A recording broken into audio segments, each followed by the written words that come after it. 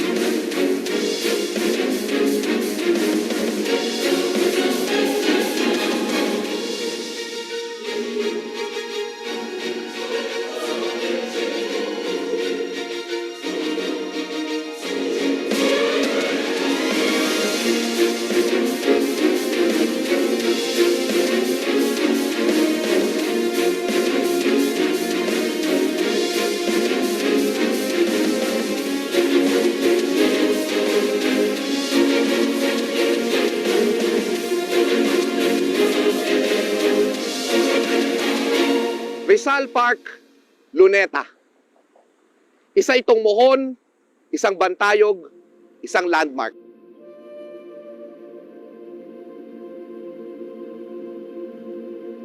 Mga kaibigan, mayaman man o mahirap, taga-probinsya man o taga-Maynila, Pilipino o dayuhan, dito pumupunta upang mamasyal, magsaya, magpalakas, magdiwang.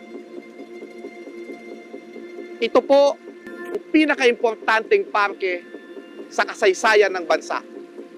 At sa maraming pagkakataon, dito tayo nagkaroon ng kabayanihan, trahedya, pagkilos, pagdiriwang, at pagsasaya bilang isang bansa.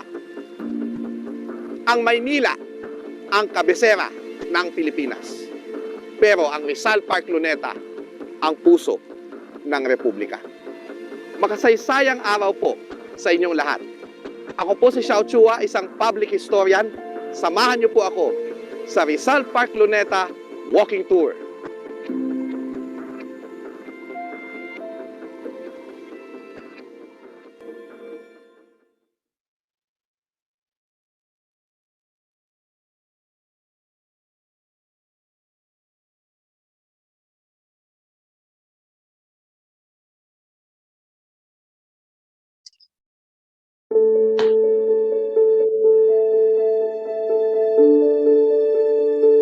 Naka-flip with wifi po kami ngayon. Sorry po.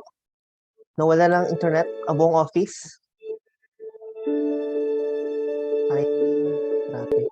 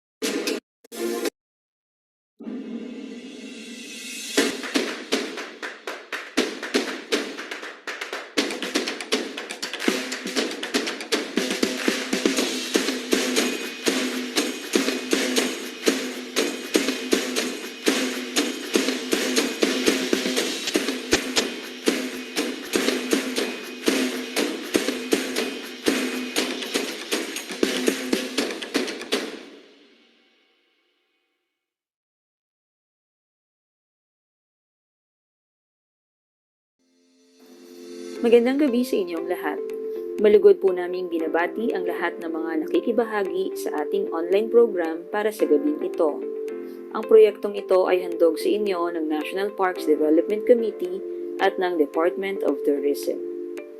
Bago natin simulan ang ating programa, mayroon lamang kaming kaunting paalala para sa mga manonood.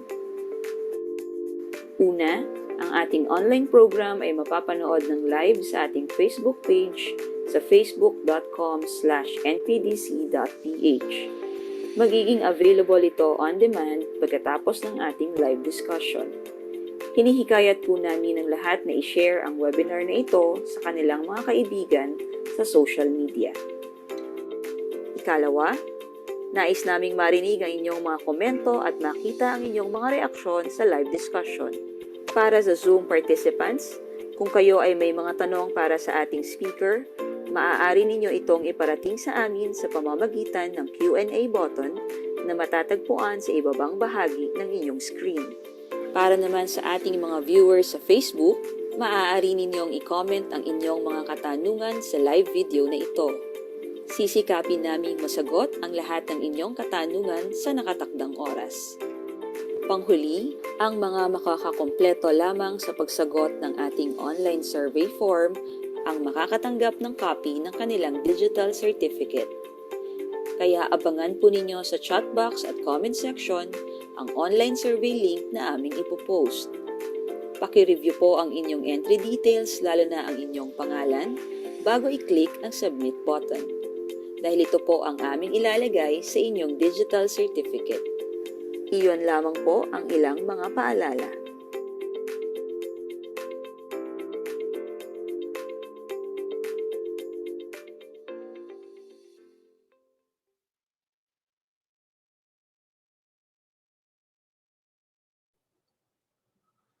Magandang gabi sa inyong lahat. Welcome po sa ating 36th webisode ng Park Conversations na pinamagatang Volunteer Now, Spark Hope, Create Solutions, and Respond to Pandemic. Ako si Jen, ang inyong host para sa ating Park Conversations ngayong gabi. Ang special webisode na ito ay handog sa inyo ng National Parks Development Committee at ng Department of Tourism sa pakikipagtulungan sa Philippine National Volunteer Service Coordinating Agency bilang bahagi ng ating pakikiisa sa National Volunteer Month. The month of December is declared as the National Volunteer Month under Proclamation No. 55, Series of 1998. The celebration aims to promote volunteerism as a tool for development in both government and private sectors, heighten the bayanihan spirit, and instill the value of service to others. To take part in this observance, we are holding a special Park Conversations webisode to discuss the importance of having a humanitarian spirit and providing selfless service to others, especially during this time of pandemic. With this, it is my honor to welcome and introduce our speaker for tonight. Our guest speaker is Mr. Raymart V. Maruquez, a Senior Volunteer Service Officer at the Philippine National Volunteer Service Coordinating Agency. Mr. Raymart V. Maruquez has worn many hats, including government officer, consultant, trainer, and technical assistant to various mentors in the private and public sector. He capped off an almost 11 years career at the Development Academy of the Philippines and served as a training manager. With his dedication and application of acquired skills in training and project management, he was awarded as an outstanding project manager in 2016. In January 2021, he transferred to the Philippine National Volunteer Service Coordinating Agency, an attached agency of the National Economic and Development Authority, as Senior Volunteer Service Officer, and oversees the agency's monitoring and evaluation unit. He is now involved in the coordination and promotion of volunteer programs and services in the country, mainstreaming volunteerism in local and sectoral plans, policy formulation and review, advocacy, among others, as a strategy for sustainable development. He is a licensed environmental planner. Mr. Maruquez holds a bachelor's degree in human ecology, major in human settlements planning, and a postgraduate diploma in urban regional planning, both from UP Los Baños and UP Diliman, respectively. He is now completing his master's degree at the UP School of Urban and Regional Planning. He is also a graduate of the Asian Productivity Organization and DAP's Development of Productivity Practitioners Program, an international training program in the promotion of public sector productivity. Dear participants, let us welcome our guest speaker for tonight, Mr. Raymart V. Maruquez. Sir, the virtual floor is yours. Okay, thank you, Ma'am Jen, for the introduction. Good evening, everyone. Let me just share my screen.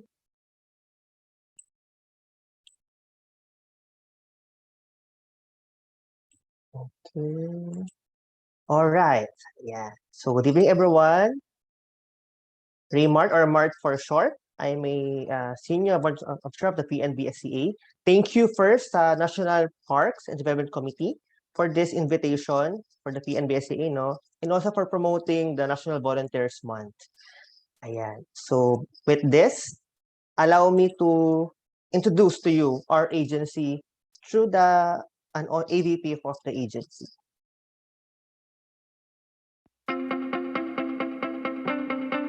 Volunteerism is a manifestation of the Filipino bayanihan spirit.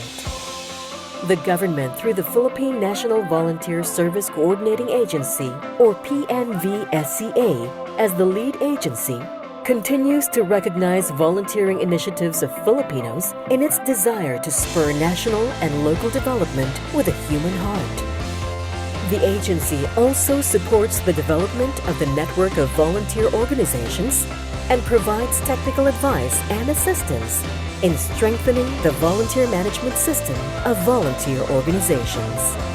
PNVSCA envisions a caring society, a nation of engaged citizens, and volunteerism as a way of life for every Filipino.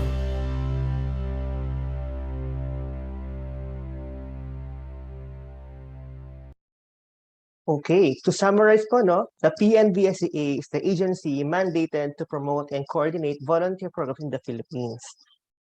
It was created as a committee po, no, noong 1964, and later on as an agency in 1980 through EO number 635.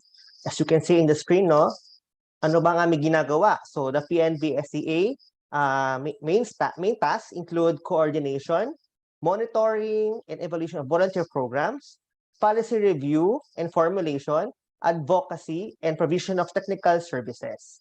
Ayan, our initiatives po, no, are aligned with the PDP and also contributes in the attainment of the Sustainable Development Goals or SDGs. Ayan, so syempre, we need to ask ourselves, sino ba or ano ba ang volunteer? Ayan, so as you can see in the slide, no, a definition from the RA 9418 or the Volunteer Act of 2007 defines a volunteer as an individual or group who, for reasons arising from their socio-developmental, business, and corporate orientation, commitment or conviction, contribute time, service, and resources. Tanda natin time, service, and resources. It can be skill, talent, or money, among others, no? And also, sabi sa definition ng RA, whether on a full-time or a part-time basis, to a just and essential social development, cause, mission, or endeavor in the belief that their activity is mutually meaningful and beneficial to the public interest as well as to themselves. Ayan. So, ayan ang volunteer based sa RA 9418. Moving forward, let us check.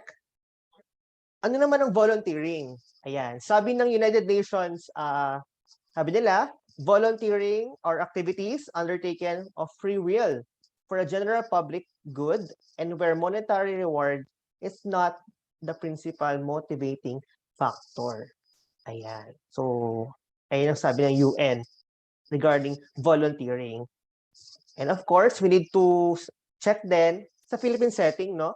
So let's move forward. Ayan. So looking to the Philippine setting, the Volunteerism Act or Volunteer Act of 2007 defines volunteerism, as you can see in the slide, an act involving a wide range of activities, including traditional forms of mutual aid and developmental interventions that provides an enabling and empowering environment both on the part of the beneficiary receiving and the volunteer rendering the act. Ayan, medyo mahaba po, no? Let's read na lang po siguro.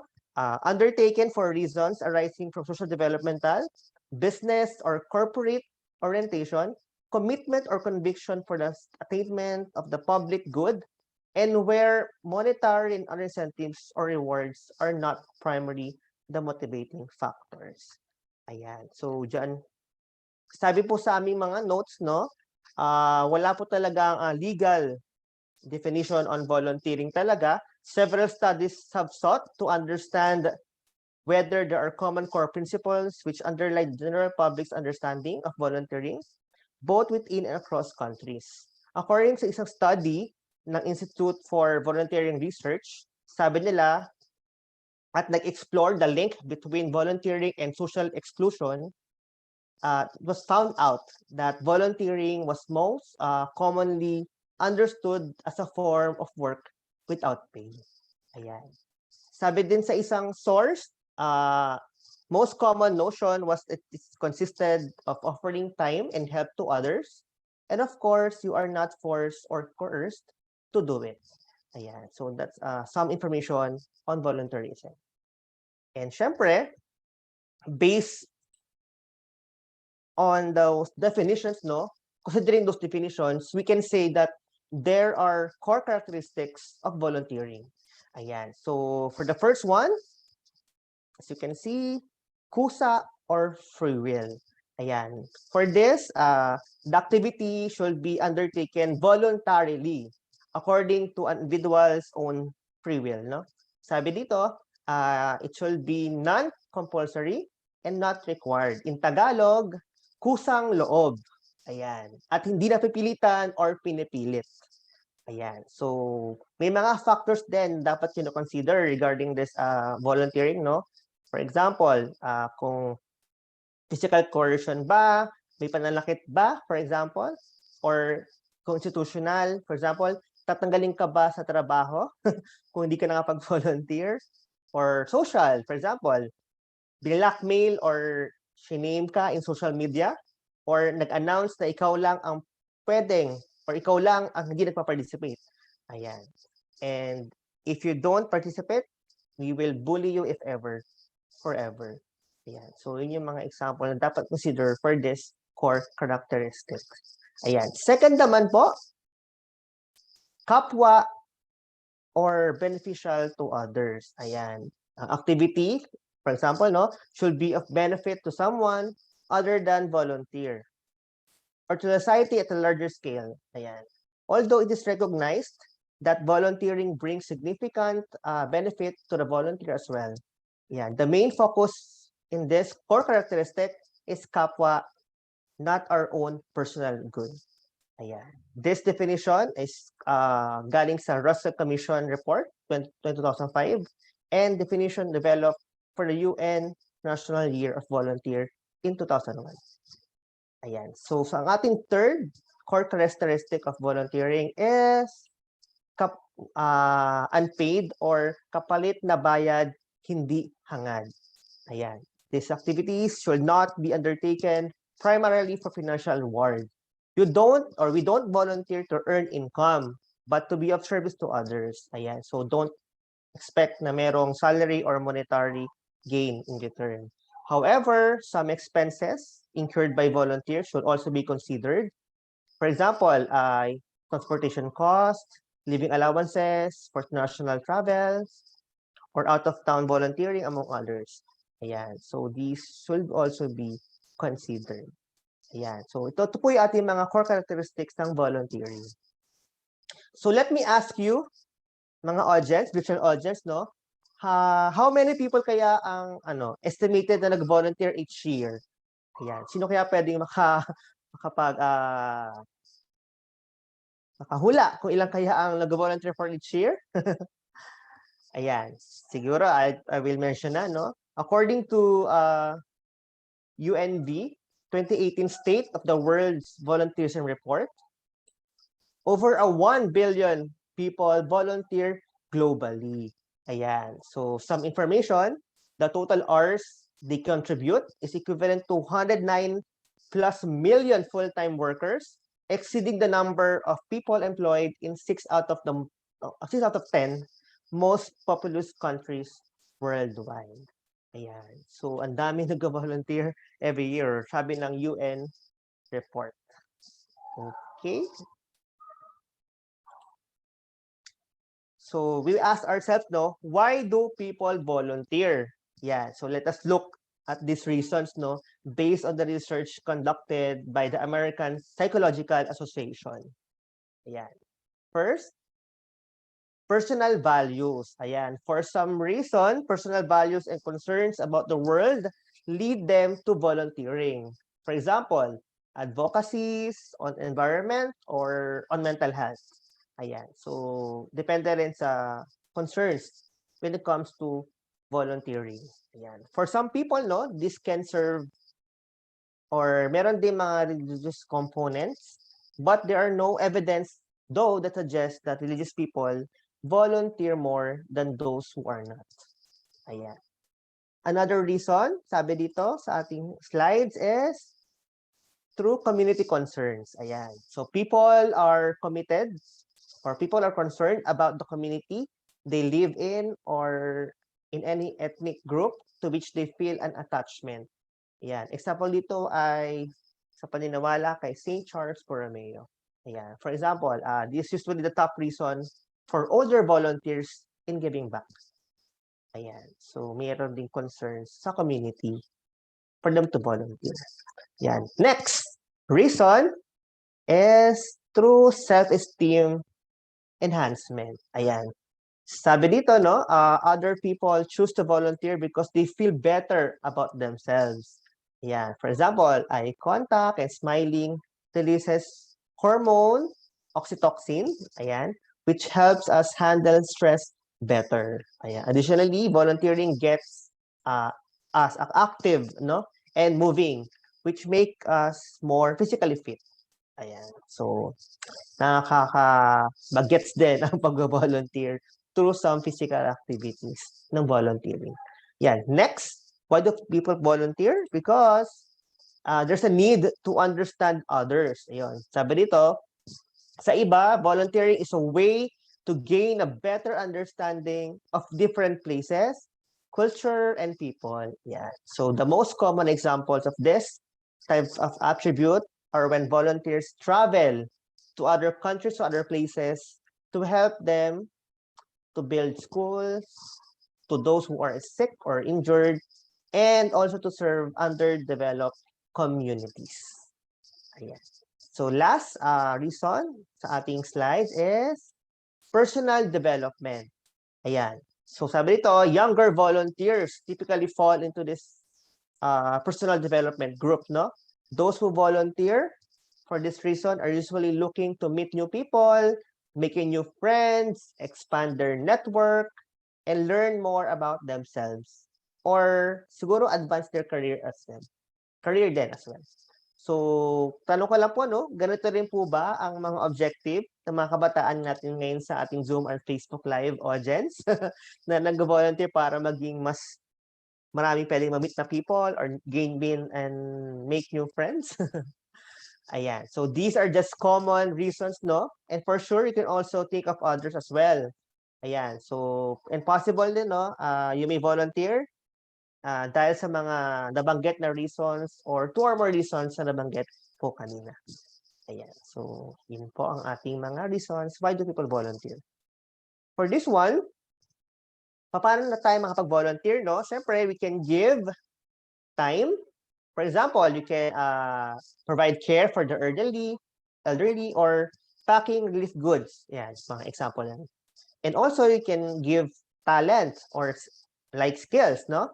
For example, you can write stories or reports teaching sports to street kids, no? And sa ngayong pandemic, we can coach yung mga essential online tools, no, sa ating mga kaibigan, tangatanda, for them to have those essential online tools to be learned. Okay, and also you can give treasure. Yan. So you can give money, you can donate, or you can give stuff that we no longer use. Or sometimes pwede ka rin if ever meron kayong enough, or you can give vehicle or donate to charity, or even transport goods as necessary. Ayan. So, tatapon natin, no? We can give time, talent, and treasure. Ayan. So, alam niyo po ba na meron tayong mga types of volunteering? Ayan. Pag-usapan natin isa-isa. Ayan. As for the first one, we have formal volunteering. Ano ba ang formal volunteering? Ito yung type of organized volunteering with managers of volunteers working, resourcing, supervising, and checking outcomes. Ayan. They involve defined supervision structures and organization of work into a more structured roles involving long-term and regular attendance. Ayan. Ang formal type of volunteering is often a strong emphasis on policies and procedures and quality management of the services being delivered. For example of this type ay yung international volunteering, no, ng VSO or Voluntary Service Overseas. Pati rin yung US Peace Corps and corporate and employee volunteering. Ayan. Ayan po ang formal type of volunteering. Ano naman po ang non-formal type of volunteering? Non-formal volunteering, on the other hand, no, occurs in a range of settings, but predominantly transpires in local communities to address specific social needs. Ayan. So, ang mga volunteers under this non-formal volunteering are generally community members who come together around a shared interest and work largely in unfunded, less structured settings. Kanina, ang formal, more structured. Ang non-formal, medyo hindi structured setting. Ayan. So, sabi dito, motivations for joining these community organizations tend to be about sharing experiences or mutual assistance, and people are likely to think of themselves as members or friends rather than volunteers. Ayan. So, example ng non-formal volunteering ay mga youth groups or mga ka-classmate or magkakaibigan na gusto na mag-conduct ng fundraising. Yan. So, meron din tayong during time of pandemic, no? Meron isang group din, non-formal group, mga drivers like Grab drivers, no? Like yung Grab Bayanihan, a group of vehicle riders who assist to transport our medical frontliners. Ayan. Eh meron din ako na nabasa na group of bicycle riders, no? Yung Life Cycle PH, no? Na nagko-coordinate ng needs ng mga healthcare workers and match them sa mga interesadong individuals who have a bike to spare para magpahiram sa mga nangangailangan nating mga medical frontliners. Ayan. So that is non-formal type of volunteering. What is governance type of volunteering? Ayan. Sabi dito, governance volunteering involves volunteers who provide leadership and direction for the organization. Ayan. So medyo may pagka-leader ang volunteers under governance, no? Sabi dito, governance volunteers may also be involved in volunteering in other areas of the organization depending on the size, scope, and structure of the organization. These volunteers often carry high levels of responsibility and accountability, having specific system and procedures to follow in terms of transparency and reporting to stakeholders. Yeah. So one good example nito under governance volunteering ay mga board of trustees in many NGOs in the Philippines wherein they render their services as volunteers, and yet they are the ones who provide the leadership and direction to the organization. Ang gusto ko rin ma-share dito is about meron ding mga alumni associations and fellow organizations na nag-render din ng volunteering activities. And also meron din tinatawag na sa COA, no? Commission Audit, yung kanilang program na Citizen Participatory Audit ng COA. Sabi nila, aside from transparency, Citizen Participatory Audit is a technique in conducting audit with citizens as members of the COA audit team. Ayan. So, meron ding shared din responsibility. Ayan. As an volunteer auditor. Okay. Fourth, social action. Ayan. Ito naman, groups, on the other hand, no, social action are similar to non-formal groups in that people come together around a shared interest, but differ that social action groups have an interest and passion for bringing about defined changes. Ayan. So these social groups or action groups are often driven by the motivation and interest of their volunteers who are frequently passionate about the cause. Ayan, volunteers under this type of volunteering are most likely to work under an activity coordinator in areas of interest and skill. For example, group of people, who are cancer survivors, they gather themselves, no, but not registered volunteer. Ayan. So sabi nila, they focus more on awareness raising or providing support to the family member of the cancer patients. Ayan. So meron ding iba ngayon dahil pandemic, no, mga mental health support groups, no, na nag-advocate din ng importance ng psychological well-being ng isang tao. Ayan. So through their volunteers, they also provide assistance or volunteering activities sa mga kailangan ng support sa mental health subjects. Yan. Sabi rin dito sa nabasa ko, meron din sinasabi na meron ding action groups who also help during the recent Taal eruption, no? Meron din mga action groups na tumulong para mag-save ng animals during the Taal volcano eruption ngayong taon. Ayan. So, okay. For the last type of volunteering, no, we have project-based. Ano ba ang project-based volunteering? Ayan. Ito yung merong specific periods of time lang na available or therefore seek out volunteer projects that have clearly defined time frames. Ayan. So projects under this volunteering are frequently characterized by high levels of volunteer involvement over a short time period. The focus on this type ay mga skills that people have to offer rather than formalized volunteering roles. Ayan. So it's common for project-based opportunities to utilize volunteer-specific skills for projects. Yan. Ito yung nagiging popular ngayon kasi dahil nga sa schedule and dahil din sa schedule ng ibang tao, yan. So it also reflect our time-conscious but outcomes-driven way of life.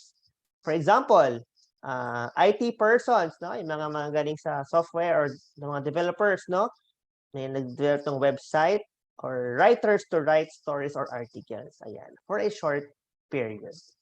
Okay, so these are the types of volunteering. So formal, non-formal, governance, social action, and project-based.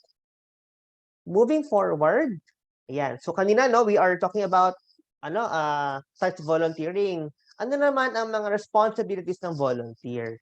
Ayan. So, sabi dito, a volunteer should not expect for special treatment, but rather he or she must consider him or herself as part of the team and perform the tasks as committed. Ayan. So, on the screen, no, here are some common responsibilities of a volunteer taken from livelearn.ca. And again, I'm sure you can also add more on this list. Ayan. Among sa mga nabanggit dito, yung coming as scheduled and on time. Ayan. So, syempre, no? Carrying out tasks efficiently and honestly. Ang volunteer committing time for work and suggesting ways by which things can be done.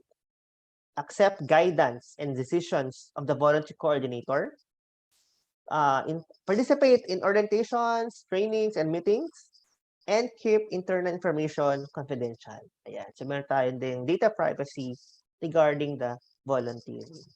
Ayan. So, you may also add, kung meron kayo naisip, ayan. So, meron po tayong mga responsibilities ng isang volunteer. And of course, we also have benefits ng volunteering, no? Most of the time, we only talk and hear about the effects or in a deeper sense, impact of our volunteer assistance, no? Of course, we are also have, volunteering also offers vital help to people in need, worthwhile causes, and the community. But the benefits can be even greater for volunteer. Yeah, volunteering can help you to find friends, connect with community, learn new skills. Yan. Saya ngayong pandemic, learn new skills, and even advance your career, especially since volunteers are usually seen as motivated and hardworking people who can be relied on. Ayan. Giving to others also can help you or us protect our mental and physical health.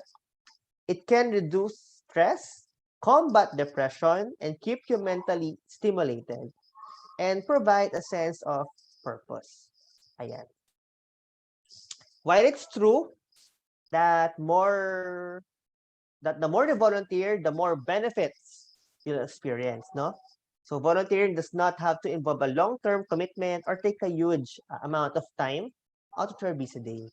Yan. Giving in simple ways you can help those in need and improve our health and happiness. So sabi dito, no? Ano daw ang secret para mapanatili na youthful tayo? Mag-volunteer. Kasi nakakabata ang pag-volunteer. Ayan. So, kaya mag-volunteer lang tayo pag may opportunity. Okay. Next slide. Ayan. So, let me share lang din, no? Why a law on volunteerism matters, no? Kasi there's a clamor for measures on for volunteer welfare, protection, and proper coordination.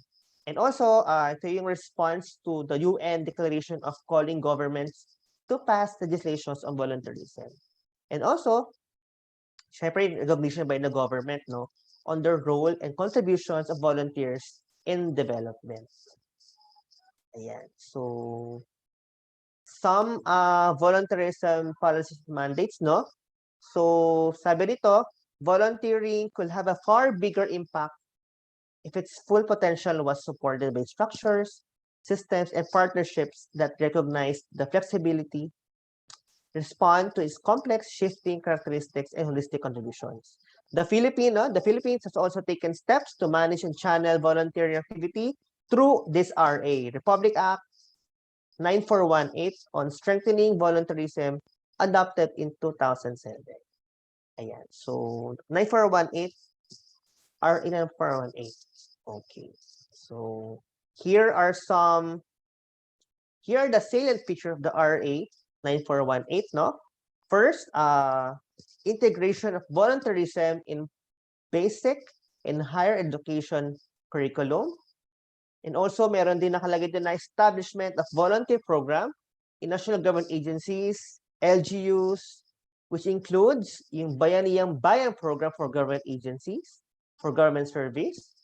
So, merong Memorandum Order number 45, mandating PNVSEA to draw up and implement a government volunteer program which shall engage the volunteer assistance of the private sector in the implementation of government programs and projects. Yeah, so the RA also mandates PNVSEA to ensure that the program is institutionalized in all government agencies and instrumentalities through the setting up of Bayanihang Bayan desks and provision of funds for the program in respective agencies' annual budget allocation.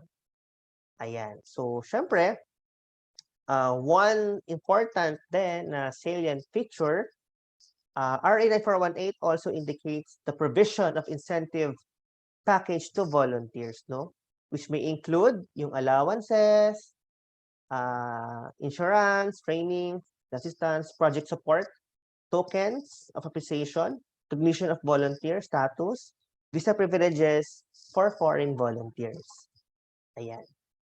Sabi rin dito, no, the CSC also enjoins, no, through Memorandum Circular number 23, enjoins all heads of agencies to establish and implement volunteer programs on top of the agency's regular mandates and functions to promote the value of volunteerism in the public sector. Sabi ng CSC din, to that MC, no, each agency shall designate a focal person who shall be in charge of coordination with the PNVSEA related to the implementation of the respective volunteer programs. Ayan. So, volunteer activities shall be done beyond office hours and shall aim at providing opportunity for government employees to express and actualize their personal motivation and desire to help others, especially the underserved, and marginalized sector of society. Ayan. Some legislation din po. Let me just share to you this under the slide. Ayan. So we have the PDRM Act of 2010, which is the Philippine Disaster Risk Reduction and Management Act. Encourages the CSOs, the private sector, and LGUs to mobilize individuals or organized volunteers in the delivery of disaster risk reduction programs and activities. Ayan. So meron din tayong EO number 468. Sabi dito, the Volunteer Provision Aid or VPA program ng PPA, no, to be revitalized to strengthen the community involvement and participation in crime prevention, treatment of offenders, and the administration of criminal justice. Ayan. So, sabi dito, the PPA should also coordinate with government agencies, NGOs, and people organizations that are involved in developing programs related to volunteerism for the purpose of attaining program impact and synergy. Ayan. And of course, no, the PDP. Ayan. So, under Chapter 5, ensuring people-centered, clean, and efficient governance, no? Ayan. So, to include strategies to reduce corruption, achieve seamless service delivery, enhance administrative governance, strengthen the civil service, and fully engage and empower our citizens. Ayan. So, ang subsector outcome number 4 states that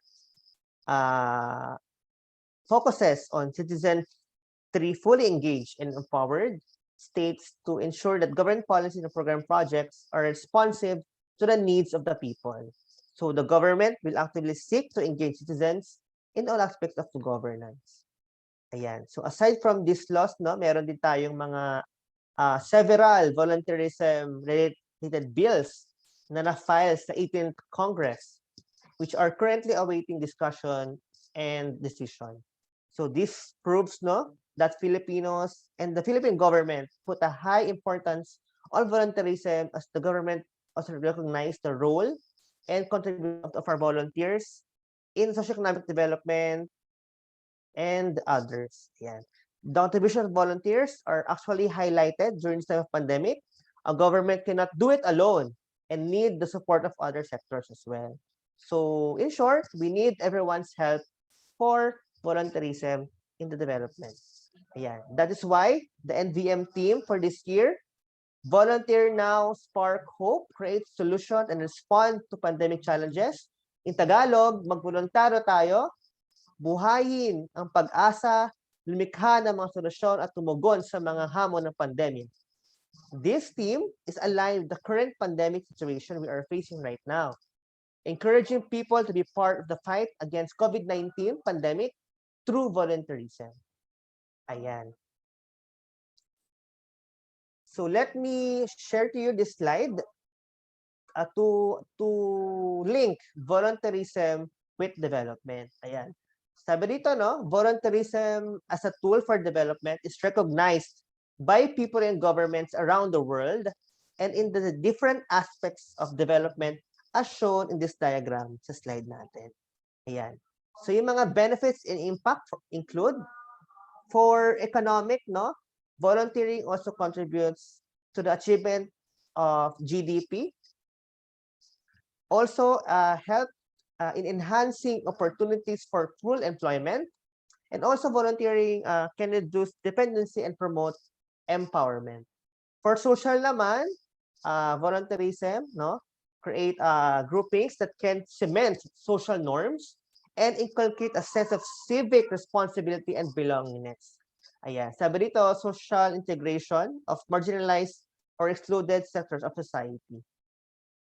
Also, it aids the building of trust within and between communities. For political naman, essential element of governance. Ayan. So, it can also heighten the understanding of the forces which shapes governments and societies, leading to a greater transparency, accountability, and improved governance. Yan, for political naman yan. Okay. That links volunteerism with development.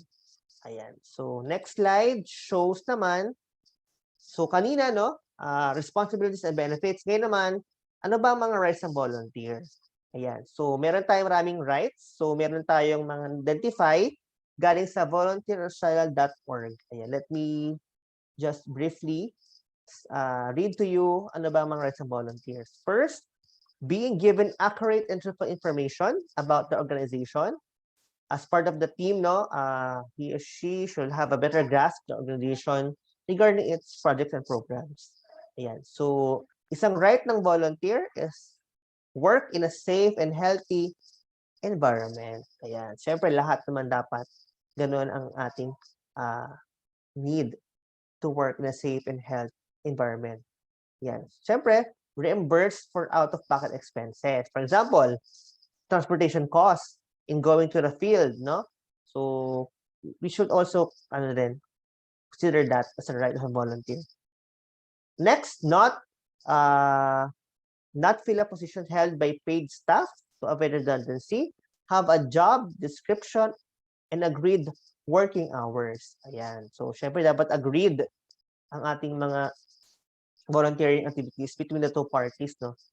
Also, have an access to a grievance procedure. Yan. So, dapat yung mga problems encountered in carrying out the task na pag-uusapan and nakakapag-deal din sa mga team na nag-handle or with team members as well. Yan. So, another right is be provided with sufficient training to do the job, no? And also with facilities as well. So, another right is be adequately covered by insurance. So, merong minsan difficult for some organizations, no? Due to limited funding ang pag-provide ng insurance. But sa ngayon, ang sabi sa mga reports, no, some LGUs already giving insurances to frontliner volunteers. Ayan. And of course, the right to volunteer is to have a confidential and personal information in accordance with the Data Privacy Act. Ayan. So, these are the rights of the volunteer. Baka meron pa kayong identify, you can also consider those rights. So, that ends my presentation, no? And allow me to share to you some information on the National Volunteers Month and our lineup of activities for the month December. So, I'll play a video. Let us celebrate National Volunteer Month every December of each year. Join PNV-SCA and our partner volunteer organizations as we build hope, change lives, volunteer.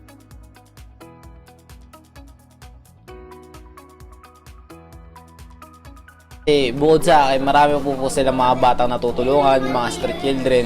Kinukup po nila para po marami pong matutunan kahit po mahirap po sila. Tsaka sana po tuloy-tuloy yung pagtuturo nila. Hindi lang po para sa akin, para din po sa ibang street children.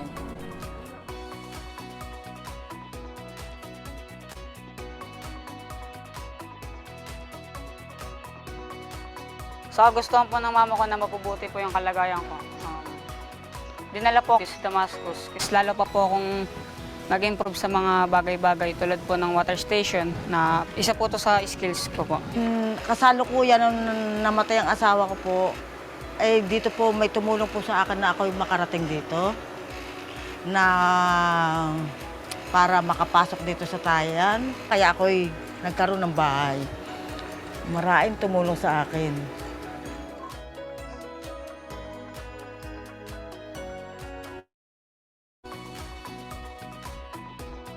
Yung sagsagan ng Bagyong Undoy, yung nabahaan nga kami. Balik namin, hindi na namin mapasok yung bahay namin kasi puro lupa na. Yung pagkatapos ng Undoy, ayun na, hirap ng pamumuhay namin.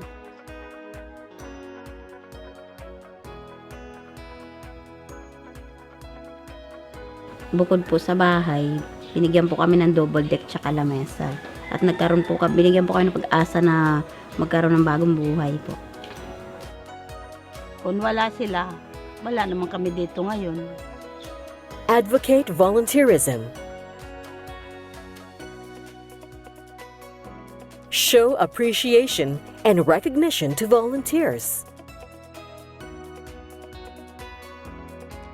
Organize and participate in community service. And conduct learning and sharing activities with other volunteers and stakeholders. Coordinate with PNV-SCA as you program your volunteer activities this December.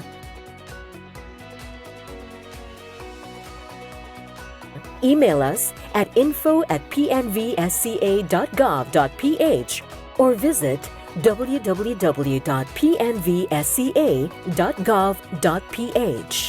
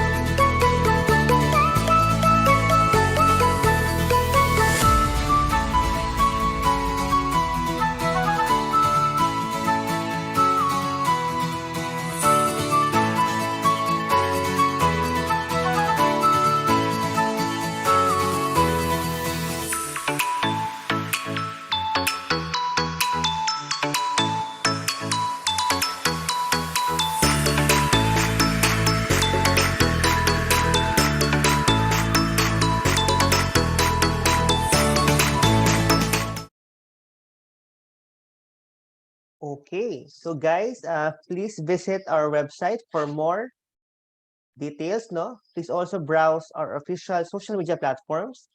Please like us in Facebook, add us in LinkedIn, and follow us in Twitter. Ayan. So for technical assistance, no, and other requests, please email us at oed@pnvsca.gov.ph. oed@pnvsca.gov.ph. Ayan. So with this, on behalf of the PNVSCA, thank you everyone for your active participation. Thank you, NDCP. Good evening po. Ayan, maraming salamat po, Sir Raymart, for a very comprehensive presentation tungkol po sa mahalagang paksa na dapat po sigurong pag-usapan natin, lalo na po ngayong National Volunteer Month. Actually, sir, nagte-take notes po kanina at ang dami po pong nailista. At tumatak sa akin dun, sir, talagang sa dami ng benefits ng pagbo-volunteer, nakakabata po pala talaga ang pagbo-volunteer. Kaya siguro sa mga ka-age group ko dyan, may panahon pa tayo para mag-volunteer, no? Ayun po. Maraming salamat po muli sa inyong pagbabahagi, sir. Sana po sa pamamagitan ng ating efforts na ito ay makasama natin ang bawat isa, no, na i-advocate din ang volunteerism, lalo na po sa panahong ito. Kaya po sa puntong ito ay pakikinggan po muna natin ang ilang mga komento at katanungan ng ating pong mga participants mula sa Zoom at Facebook Live. Para po sa ating mga participants, maaari pa rin kayong magpadala ng inyong mga tanong sa Zoom Q&A section at Facebook comments section. Upang simulan po ang ating open forum, ito po ang ating unang tanong, sir. Meron na po kaagad tayong tanong. Very quick po. Sige po. Okay po. First question. Paano po ba nakakaapekto ang pandemic sa diwa ng volunteerism sa ating bansa?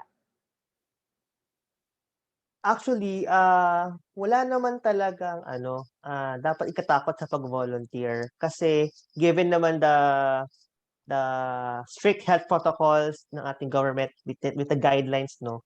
Kailangan siguro natin isipin lang din, no, ano pa ang aking kakayahan at ano yung mga limit natin sa pagbigay ng volunteering roles, no. For example, kung natatakot tayo, meron tayo ibang form. Why not maximize ang use of social media or yung tinatawag na yung e-volunteering, although hindi pa siya formally talaga na volunteering, but you may have it non-formal. Ayan. So, for example, meron kang skill na gusto mag-volunteer, no? You can join some organizations like providing coaching, for example, no? Yung mga ganong activities through online. Ayan, we can maximize it depends on the limit and yung kakayahan natin in providing volunteer assistance. Ayan. So, if ever meron kayong gustong mag-volunteer, the PNVSCA, meron kaming platform, the Be a Volunteer yung program, yung referral system ng PNVSCA. Ayan. So, if you sign up and signify your interest in volunteering, we can or we may refer you to the volunteering organizations na kailangan ng volunteers. Ayan. For more information, please browse our website regarding that platform. Ayan. Thank you, sir. Yun nga po siguro din yung naglilimita po sa marami nating mga kababayan na gusto rin po talagang magbahagi ng tulong sa iba, yung takot din po nila sa pandemic. But upon hearing your lecture po kanina, ang dami po palang ways, kahit nasa bahay ka lang, ay makakapag-volunteer po tayo. It could probably by our time or our talent or resources that we have. Thank you for that, sir. All Yes, right. thank you then. So, another question po. Ano po ba yung mga halimbawa ng best volunteering activities na nakita po natin nitong mga nakaraang panahon, lalo na po doon sa kasagsagan po talaga ng pandemya sa bansa? Based sa experience ko tsaka sa aming research, sa aming ginagawang landscape plan ng volunteerism sa country, no, kasi nakasin ako sa infrastructure. Based na naging research ko, meron talagang yung biglang tulungan regarding sa pag-support sa ating medical frontliners, dun sa simpleng paghatid paghatid ng mga medical frontliners mula sa kanilang bahay papunta sa kanilang place na kailangan puntahan or hospital, kanilang assignments. Doon pa lang, yun na yung good na example ng ng pagtutulungan at pagiging bayanihan. Siguro wala naman sigurong best, but I can say good volunteering practices. Ayan. For example, sa agriculture, no? So marami din mga rural-based organizations, mga organizations in agriculture, no, na nagsusulong din ng mga volunteerism among farmers. Ayan, so meron silang mga women empowerment volunteer activities. So marami talagang volunteering na hindi lang talaga nado-document. Kaya ang office po namin ngayon is trying to document all of these good volunteering practices na aming share via conducting ng forum. And then we also plan then to share these results as we finish our assessment, no? Kasi we are currently developing and updating the Philippine volunteerism agenda and framework plan in FVAP, which is the country's blueprint in further harmonizing the coordination and volunteerism in the country. Yan, once this document is okay na, ayun, meron tayong isang blueprint talaga, document na mag-harmonize talaga ng ating volunteering efforts in the Philippines to that plan. Ayan. Just a follow-up question, sir. Speaking of Yes, ma'am. documentation, paano po ninyo na-document or na-i-record kung meron po tayong mga certain groups or volunteer? For example, nabanggit niyo po kanina, globally, we have 1 billion volunteers. Dito po sa Pilipinas, paano po ninyo na-document, sir, in terms of number of individual or groups? Actually, ma'am, per the law, RA 9418, no, hindi pa scope kasi yung local volunteerism. But the agency is developing a portal, no? It is the Volunteer Engagement in the Public Sector portal, which aims to parang from manual to electronic submission of reports from the agencies. Actually, we are promoting the agencies, particularly the public sector, no, the mga government agencies, to report to the PNBCA their projects, activities, or programs that engage volunteers. Ayan. Actually, for some organizations, meron din naman tayong information. However, dahil si office naman ay hindi naman ganun kalakihan, so we are trying to coordinate and seek support then to them to report their volunteering data with the PNBSCA. Actually nga din with the PSA din, the PNBSCA also collaborate with the PSA in coming up with yung sa CMS, the inclusion of some volunteering questions to gather more information about volunteerism. Ayan. So, I think ay roll out na siya and for 2022 implementation. Ayan, abangan natin yon yung ating PSA, collaboration with PSA regarding the CABMS. Yun. So, kasi po talagang siguro madami pa po talaga dyan, no, na Yes. individually or minsan group of friends na nagvo-volunteer po to help others. At siguro very innate po talaga yan sa kultura natin. Yes, And regarding kultura, paano po ba, sir, nauugnay yung kultura ng bayanihan sa idea ng volunteerism? Actually, nung isang araw, meron kaming forum dyan, yung culture, yung volunteering, alive sa culture, no? Pero sa atin kasi, sabi nga ng mga resource person namin sa PNBSA, yung aming mga member ng National Resource Pool ng volunteerism, no? Andiyan na talaga yung volunteerism. Innate na yan sa kultura ng mga Pinoy. Yung nga lang, hindi lang talaga siya nado-document. So the agency conducted several fora, no, ng mga sektor. Yan, may kaming agriculture, culture, which aims to us talaga to promote ano ba ang meron sa volunteerism. For that one, ma'am, ang sagot ko dyan is andyan naman talaga kahit anong sector pa talaga, but it is there. We have just to document and share. So kaya po kami kakandak ng mga forum ngayong buwan ng NVM, no, noong 2021 December, to harness then, to assess then, is volunteering alive in those sectors. So ngayon, we are document talaga yung ganung mga efforts ng volunteer. So for that one po, it's already there. This need to document and share. Kasi nga po, ang laki ng government, ang laki din ng private sector, dumadami yung mga youth groups, volunteering groups, to have a one parang big harmonization and alignment.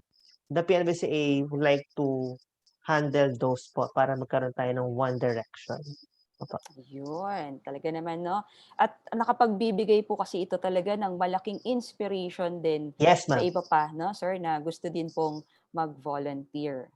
And speaking of many coordination with the government agency or non-government agency, meron pa po ba kayong ibang pamamaraan or strategy na ginagawa po ngayon para mas mapalakas po ang volunteerism sa bansa? Sa ngayon, aside from organizing forum, no, the agency also provide talaga assistance, no. As you can see sa aming processes sa office, no, we also customize them with agencies that would like to request for assistance in developing their volunteerism program strategy. Actually, through these orientations, no, sa aming mga nakandak before, yung mga agencies that would like to or requesting assistance sa PNVCA, we assist them through provision of mga training, and then once na meron silang program na na-develop, we also monitor these programs as well.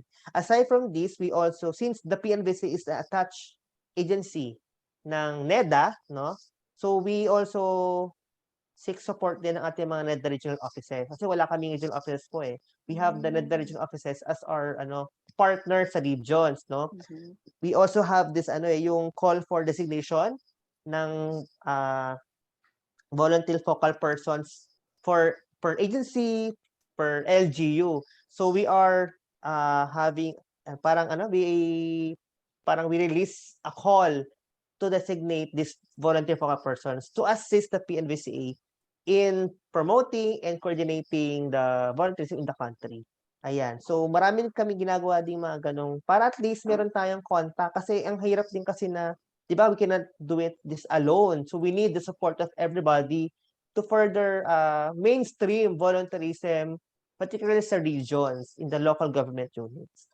Ayan. So, we are very thankful sa mga nag-signify nilang, ng kanilang mga, volunteer focal person registration. Sa ngayon, we are still sending invitation. Actually, sa ngayon, out of 1,800 LGs yata, 300 plus na ang meron mga focal persons. Ayan. So, we are very thankful na we are still on this endeavor talaga.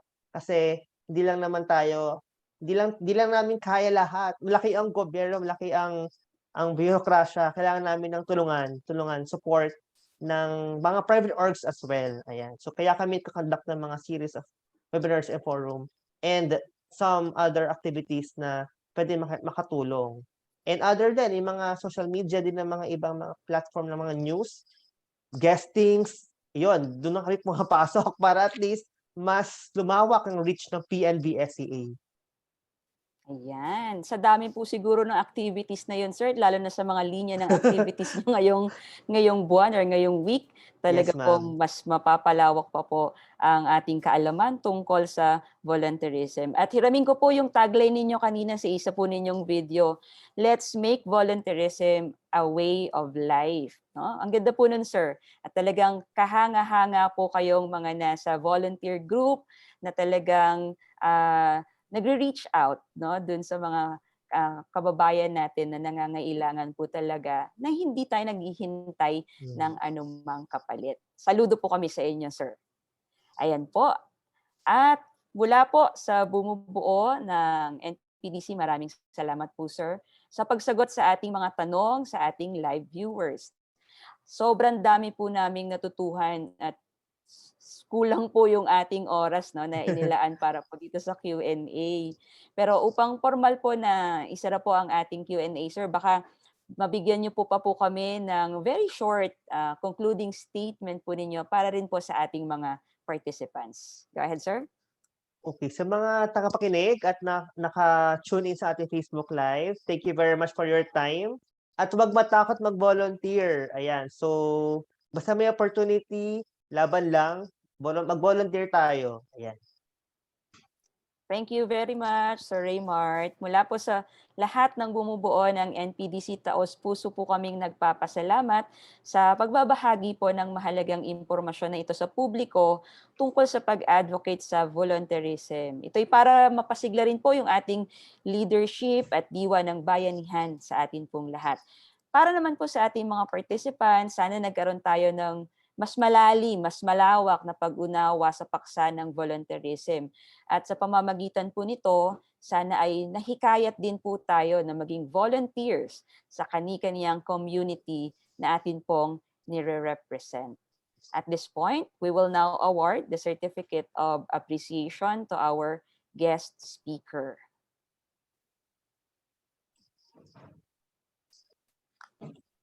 Yun. For a while, sir. All right.